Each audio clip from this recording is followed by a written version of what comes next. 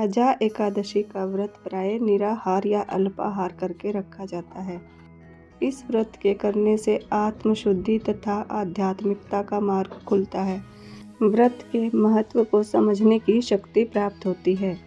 अजा एकादशी की कथा इस प्रकार है। एक बार राजा हरिश्चंद्र ने स्वप्न में अपना सारा साम्राज्य दान में दे दिया।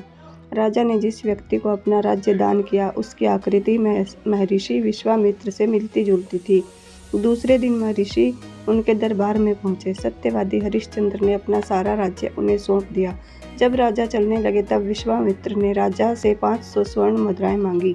राजा ने कहा, राजकोष में से ले लो, पर विश्वामित्र ने कहा, राजकोष तो आप पहले ही दान कर चुके हैं। राजा ने अपनी भूल स्वीकार कर पत्नी तथा पुत्र बेचकर स्वर्ण मुद्राएं जुटाई तो सही, पर वो सब पूरी न हो सकी। मुद्राएं पूरी करने के लिए उन्होंने स्वयं को भी बेच दिया। राजा हरिश्चंद्र जिसके पास बिके वह जाति में डोम था। वह शमशान का स्वामी होने के नाते मृतकों के संबंधियों से कर लेकर शवदाह की स्वीकृति देता था। उसने राजा हरिश्चंद्र को इस काम पर तैनात कर दिया। वे अपना कर्तव्य समझकर उसका विधिवत पालन करने लगे। राजा हरिश्चंद्र को अनेक बार अपनी परीक्षा देनी पड़ती। एकादशी का व्रत था। राजा हरिश्चंद्र आधी रात के समय शमशान भूमि में पहरे पर तैनात थे। एक युवती अपने पुत्र का दाह संस्कार करने के लिए वहां आई। वह इतनी निर्धन थी कि उसके पास शव को ढकने के लिए कफन तक न था। उसने अपनी आधी साड़ी फाड़ कर कफन बनाया हुआ था। राजा हरिश्चंद्र ने उससे कर मांगा। उस दिन अबला के पास कर देने के पैसे नहीं थे। कर्तव्यनिष्ठ महाराज ने उसे शवदाह की आज्ञा नहीं दी। बेचारी बिलख बिलख कर रोने लगी। उस समय आकाश में काले घने बादल मंडराने लगे, पानी बरसने लगा, बिजली चमकने लगी। उसी बिजली के प्रकाश में राजा ने उस स्त्री को पहचान लिया। राजा के पुत्र रोहतास का देहांत सांप के काटने से हुआ था। पत्नी तथा पुत्र की इस दीन दशा को देखकर उसका मन विचलित होना स्वाभाविक था। महाराज ने सारा दिन उपवास रखा था।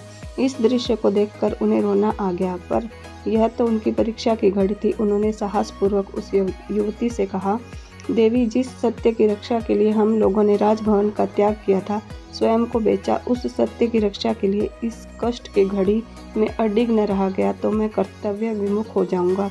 यद्यपि इस समय तुम्हारी अवस्था शोचनीय है, तथापि तुम मेरी सहायता करके मेरी तपस्या की रक्षा करो। रानी ने यह सुनकर जैसे ही कर देने के लिए हाथ हरिश्चंद्र की ओर बढ़ाया तो तत्काल प्रभु प्रकट होकर बोले, महाराज, तुमने सत्य को जीवन में धारण करने का उत्तम आदर्श स्थापित करके आचरण की सिद्धि का परिचय दिया है।